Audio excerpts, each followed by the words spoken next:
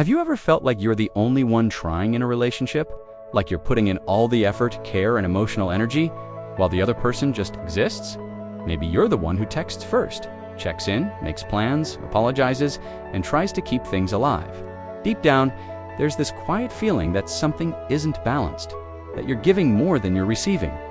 One-sided relationships don't always start that way.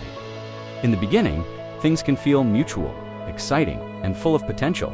But over time, the dynamic slowly shifts. You begin to notice that you're the one holding everything together.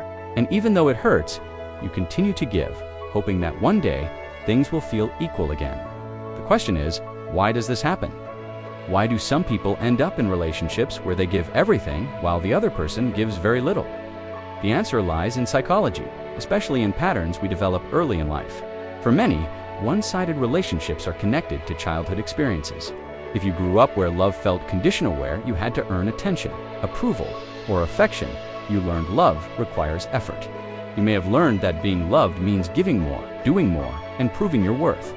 As an adult, you unconsciously carry this belief into your relationships, creating a pattern where you become the one who tries harder, invests more, and stays longer than you should. Not because you enjoy imbalance, but because part of you believes that if you just give enough, you will finally receive the love you've been seeking. Another important factor is self-worth. If you don't fully believe you deserve equal love and effort, you may accept less than you should. You might tolerate inconsistency, lack of effort, or emotional unavailability because a part of you feels like this is the best you can get. You may not even realize you're doing it. It just feels normal. People-pleasing also plays a big role in one-sided relationships. You may prioritize the other person's needs over your own, avoid conflict, and say yes even when you want to say no. You might fear that expressing your needs will push the other person away, so instead, you stay quiet and keep giving. But over time, this creates imbalance, because the relationship becomes centered around one person's needs while yours are ignored. Another reason one-sided relationships happen is because of emotional attachment patterns. If you have an anxious attachment style, you may feel a strong need to maintain connection. This can lead you to chase, to fix, and to hold on to relationships even when they are not meeting your needs. The fear of losing the person becomes stronger than the desire for balance.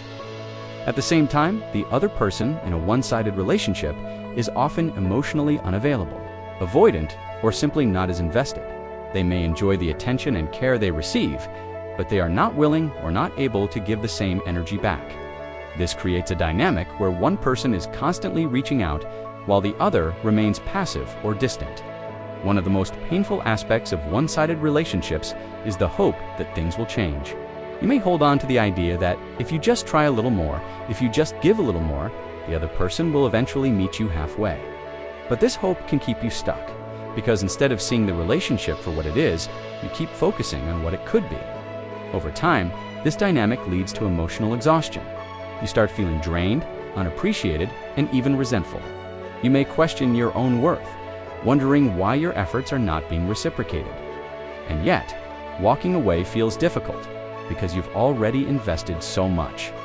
There's also a psychological concept called intermittent reinforcement that plays a role here. When the other person gives you attention, occasionally just enough to keep you hopeful, it creates a cycle. Those small moments of connection feel powerful, and they make you hold on, even when most of the relationship feels unbalanced. It's not consistent love, it's unpredictable, and that unpredictability makes it harder to let go. But here's the truth. A healthy relationship is not something you have to constantly fight for on your own. It's not something you have to earn by overgiving or proving your worth. Real connection is mutual. It involves effort, care, and emotional presence from both sides. Breaking free from a one-sided relationship starts with awareness. You have to be honest with yourself about what's really happening. Ask yourself, am I receiving the same energy that I'm giving? And if the answer is no, then it's important to acknowledge that. The next step is reconnecting with your own needs. What do you truly want in a relationship? Do you want consistency, effort, communication, and emotional support? If so, then you have to start valuing those needs. Setting boundaries is also essential. This means no longer overextending yourself, no longer giving endlessly without receiving, and no longer accepting behavior that leaves you feeling unfulfilled.